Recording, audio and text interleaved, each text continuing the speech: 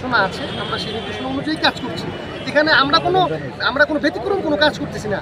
এখানে বিভিন্ন অঙ্গ সংগঠন, আমাদের আওয়ামী লীগ এখানে আছে, এখানে স্বেচ্ছাসেবক লীগ, ছাত্রলীগ, যুবলীগ, আমাদের বিভিন্ন অঙ্গ সংগঠন, এবং মহিলা আওয়ামী লীগও আজকে আমাদের সাথে কাজ করছে, মহিলা যুবলীগও কাজ করছে। আসলে আমরা আমাদের উপর থেকে যা নির্দেশনা দেওয়া হবে আমরা সেভাবে কাজ করছি। আরেকটি বিষয় উঠে এসেছে, সংবাদকর্মীরা যেটা অভিযোগ তুলেছে যে ছাত্রলীগ এবং যুবলীগের নেতাকর্মীরা তাদের গাড়ি ভাঙচুর করছে এবং তাদের উপরে অতর্কিত হামলা চালাচ্ছে সংবাদকর্মীদের উপরে। এটা কেন? এটা একটা ভুল কথা। আপনারা সাংবাদিক ভাইরা তো আমাদের সাথেই ছিলেন।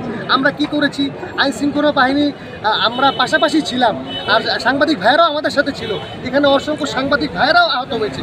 আপনারা জানেন, আমরা শুনেছি সকালবেলা একটা সাংবাদিক ভাইও মারা গেছে, আমরা শুনেছি। এটা যাই হোক, আমরা জানি না। যাই হোক, আমরা চাই একটা শান্তি যেন বিরাজ করে এই যাত্রাবাড়িতে। সাধারণ শিক্ষার্থীরা যারাই আন্দোলন করছে, সেই আন্দোলনকারীর উদ্দেশ্যে আপনি কি বলতে চান? আমি একটা কথাই বলতে চাই, তারা সাধারণ ছাত্র, আমাদের মতোই তারা।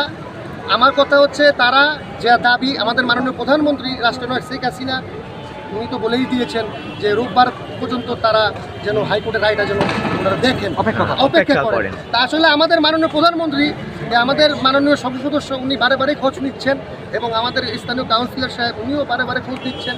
উনি বলতেছেন কী অবস্থা, কী হচ্ছে, আমরা তাদেরকে জানাচ্ছি। আমাদের অন্য কোনো নির্দেশনা আসলে ইনশাল্লাহ আমরা ধন্যবাদ।